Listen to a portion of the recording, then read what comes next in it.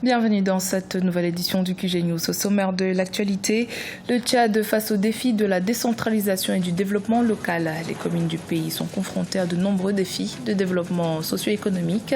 La plupart d'entre elles, à l'instar de la commune de Léré, ont mis en place un plan de développement à long terme pour relancer l'économie locale. La société ivoirienne de banque filiale du groupe Attijari Wafa Bank contribue au dynamisme du secteur bancaire en Côte d'Ivoire. La cible s'emploie notamment à soutenir les PME dans leur développement et encourage l'entrepreneuriat féminin. Et puis rencontre en fin d'édition avec l'artiste burundais Mike Katiwa Buga.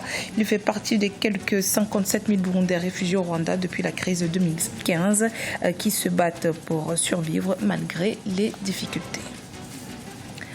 Mais tout d'abord, l'accord de paix signé le 6 février dernier entre les autorités centrafricaines et 14 groupes armés se met en place lentement. Certaines clauses comme la levée des barrières illégales des groupes armés ne sont pas respectées et les incidents se poursuivent. Selon le Bureau des affaires humanitaires de l'ONU, au premier semestre 2019, 130 incidents contre le personnel humanitaire et leurs biens ont été enregistrés. Force est de constater que la levée des barrières ne signifie pas systématiquement l'amélioration de la situation sécuritaire. Décentralisation et développement local, des défis auxquels les autorités tchadiennes font toujours face 20 ans après avoir mis en place un système de collectivité territoriale décentralisée. En effet, les communes sont confrontées à de nombreux défis de développement socio-économique, comme l'accès à l'eau potable ou encore l'assainissement des villes. Au sud du pays, la commune de Léré se mobilise tant bien que mal pour relancer le développement local. Reportage de notre correspondant Mahamat Ramadan, commentaire Nathalie Mo. Depuis 1996, le Tchad a opté pour les collectivités territoriales décentralisées pour promouvoir la gouvernance au niveau local. Plus de 20 ans après, le pays peine à s'adapter à ce système et les communes sont confrontées à de nombreux défis de développement socio-économique. C'est le cas par exemple de la commune de Léré, une ville située au sud du pays qui a dû faire appel à ses ressortissants et aux ONG pour sauver ses infrastructures socio-éducatives tombées en ruine. Venir vers tous les partenaires, que ce soit l'État, que ce soit la diaspora, que ce soit les ONG et les partenaires financiers au développement, tout cela sont sollicités pour nous donner des secours. La plupart des communes du pays, à l'exemple de Léré, se sont dotées de plans de développement à long terme, mais peinent à les mettre en œuvre à cause de la rareté des ressources au niveau local et le manque de soutien financier de l'État, pourtant prévu par les textes. Mais les autorités estiment que la décentralisation est le meilleur moyen de répondre aux besoins des populations à la base. Sur l'ensemble du territoire, la politique de décentralisation constitue l'un des leviers pouvant permettre à l'État d'améliorer les conditions de vie de ses populations. Alors que les communes font face à une éclosion démographique rapide, l'urbanisation des villes ne suit pas, contraignant ainsi les populations à implanter anarchiquement les habitations de fortune autour des centres urbains. Le groupe marocain Attijari Wafa Bank, présent en Côte d'Ivoire depuis 10 ans, contribue au développement du secteur bancaire dans le pays. Son dynamisme lui a valu d'intégrer le top 3 des banques ivoiriennes. Sa filiale, la Société ivoirienne de banque, finance notamment de grands projets d'infrastructure avec un focus particulier sur les PME de femmes entrepreneurs. Reportage de notre correspondant Olivier Connard. Le groupe Attijari Wafa Bank, partenaire de l'économie ivoirienne depuis l'acquisition en 2009 de la CIB, Société ivoirienne de banque.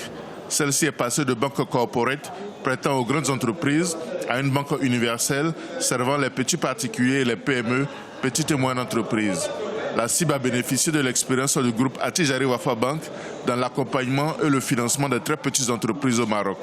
C'est ce qui nous a permis de nous différencier ces dernières années sur le marché ivoirien, puisque nous avons développé le réseau bancaire de proximité. Nous avons ouvert beaucoup d'agences. On a multiplié par plus que 4 fois le réseau de notre banque ici en Côte d'Ivoire. Et surtout, nous avons formé les équipes, les jeunes ivoiriennes et les jeunes ivoiriens, à accompagner les très petites entreprises. La CIB est également présente sur le segment du financement des femmes entrepreneurs à travers une convention avec la Confédération générale des entreprises de Côte d'Ivoire. Nous avons eu à signer un protocole d'accord qui stipulait effectivement qu'ils vont pouvoir accompagner les femmes entrepreneurs.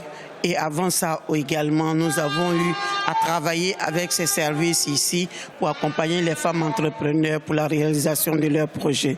Je pense que c'est un partenaire privilégié. La CIB a accordé 708 milliards de francs CFA de crédit en 2018 contre 606 milliards de francs CFA en 2017.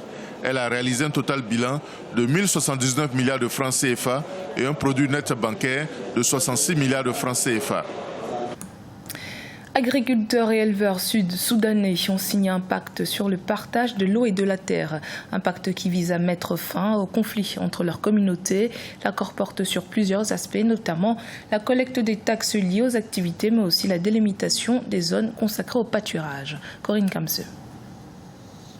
Des agriculteurs et des éleveurs nomades de l'État du Haut-Nil septentrional du Soudan du Sud ont signé un accord prévoyant le partage des points d'eau et des terres à Al-Galak à la suite de désaccords fréquents dans cette région. L'attraction de terres pastorales luxuriantes, alimentées par la saison des pluies, incite souvent les éleveurs venus pour la plupart du Soudan à parcourir de longues distances avec leurs animaux. Les conflits surviennent lorsque les vaches pénètrent dans nos terres agricoles et détruisent nos cultures. Si les vaches s'établissent hors des fermes, nous n'avons pas de problème car les cultures sont notre base de survie et c'est là que le conflit commence et les gens se battent. L'accord signé va régler plusieurs questions litigieuses, notamment la réduction des taxes perçues par les communautés hautes, les vaccinations pour les animaux des éleveurs, le respect des normes et traditions des communautés d'accueil par les tribus nomades. Aussi, le pâturage doit désormais se faire dans des zones désignées. L'accord prévoit enfin la formation d'un comité de la paix pour prévenir de nouveaux conflits. Les résolutions sur lesquelles nous nous sommes mis d'accord et que nous avons adoptées, si vraiment elles sont suivies et mises en œuvre, ne poseront plus aucun problème de notre côté en tant que nomades. Depuis 2017, les autorités régionales et locales, appuyées par la mission des Nations Unies au Soudan du Sud, engagent les communautés pastorales et autres à résoudre leurs différends. Cet accord est l'aboutissement de ces démarches. Le Rwanda accueille actuellement environ 174 000 réfugiés, dont 57 000 venant du Burundi voisin, qui ont fui les violences en 2015. Certains ont été généreusement accueillis par des habitants et essaient tant bien que mal de survivre grâce à des activités génératrices de revenus. C'est le cas du réfugié burundais Mike Katiwabuga. Portrait dans ce reportage de notre correspondant Fraten Dakia-Isenga. Au Rwanda, le centre d'art Kanyaburunga, fondé par le peintre rwandais Jamal Ntagara, est le lieu où Mike Katiwabuga, un réfugié burundais, a trouvé le moyen d'exprimer sa vocation de peintre. Parti du Burundi en 2015, du fait des conflits armés, l'artiste de 25 ans a été accueilli par Jamal Ntagara. Ensemble, ils gèrent le centre et Mike peut commercialiser ses travaux. Pour aider, vous n'avez pas besoin d'avoir beaucoup. Une petite chose que vous avez et un bon cœur peuvent suffire. Quand j'ai eu l'occasion de rencontrer Jamal, nous avons discuté et nous avions beaucoup de points en commun. Il m'a dit, travaillons ensemble et faisons de grandes choses. Le centre d'art a ouvert ses portes à de nombreux jeunes, devenant ainsi un refuge pour d'autres artistes pétris de talent. Près de 174 000 réfugiés, dont 57 000 Burundais, ont été accueillis par le Rwanda. À l'instar de Mike Katiwabuga, 13 000 d'entre eux résident en ville et peuvent facilement monnayer leur savoir-faire. Dans un camp de réfugiés, les gens restent entre eux, mais ici à Kigali, vous pouvez vous déplacer, rencontrer de nouvelles personnes et vous mettre au défi de faire de nouvelles choses.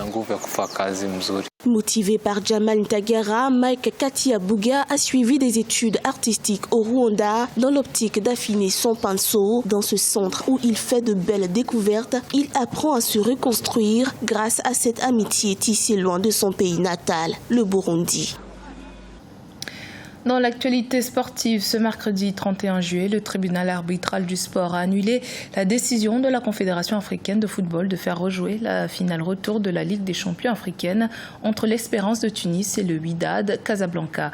Pour rappel, le 31 mai dernier, l'Espérance de Tunis avait été sacrée championne d'Afrique dans la confusion après que son adversaire marocain ait quitté la pelouse pendant le match retour de la finale suite à un litige sur un but refusé par l'arbitre alors que l'assistance vidéo à l'arbitrage était en panne.